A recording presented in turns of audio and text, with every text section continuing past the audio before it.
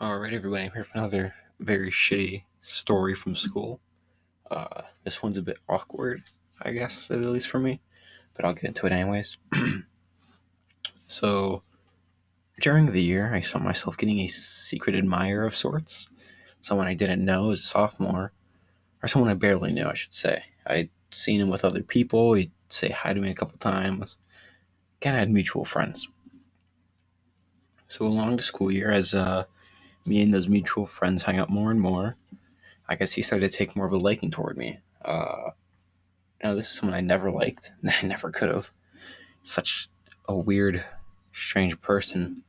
I mean, alongside the things he did to me physically, which I'm not going to share, he was just a repulsive person to be around. Anyway, so there was a time where I guess he assumed I got feelings for him back, which wasn't the case. He was a disgusting person, but so I guess he tried to assume that I also liked him, so he became, I guess, physically flirtatious besides what he did beforehand. With this, he would, wrap me in his arms or try holding my hands in school, which, well, not a good thing to do when everyone's basically homophobic at this point. So after a while, I tried to, distance myself from him. My friends helped me out there. But one day after tennis practice, you know, he texted me. I decided not to be rude and texted him back. He said I would want to hang out. I said, sure, maybe after practice. I figured maybe things won't get weird. So during practice, this was probably 30 minutes before it ended. It started at 3:30, ended around 5:30. This was around 5 o'clock. I saw him walk down to the tennis courts, which they're on the corner of a major street and a small side one that ran by my school. So, I was practicing and I saw him go up to the gate and he started looking at me, and then from the gate, he tried to unlock it, but because that's the busted gate, he wasn't able to get in. So the coach walked over to him, and the coach was like, "Hey, what are you doing?" But the other coach was taking over for us. We had two coaches, so the other one took over practice for that time. So they talked a bit. I guess the guy got upset and left, but the coach pulled me out of practice afterwards, and he was like, "Hey, listen, man. That guy wanted me to take you out of practice. I don't know him. I could assume he's not family.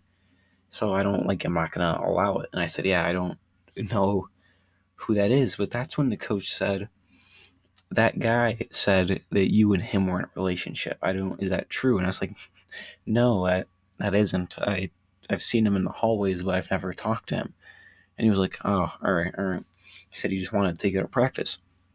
So about 10 minutes later, we start finishing up a bit, We still had 20 minutes to go. We were starting doing less stuff. He came back around and he came to the non-busted gate. And this time he got in and the coach went back over to him again. And this time the guy started getting more upset. He left. And then right when we were leaving, I was getting my racket in the bag, I was getting my backpack, my phone. I saw him at the corner waiting for me on the big street. So, I left. Instead of going towards the big street, I went south, or I went west. So the big street is north. I live south of my school, so I went opposite of him, and so I started walking. When I got onto the front of my school, he was waiting for me. Not waiting, but he caught up, I guess to say. So we talked a bit. I told him I have to rush home, which was a complete lie, and he said, "No, you're coming with me." So I told him I can't. And what did he do?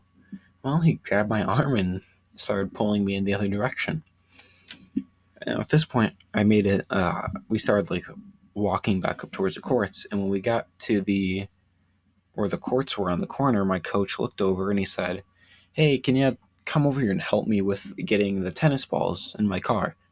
So the guy let me go for a bit, and I helped him.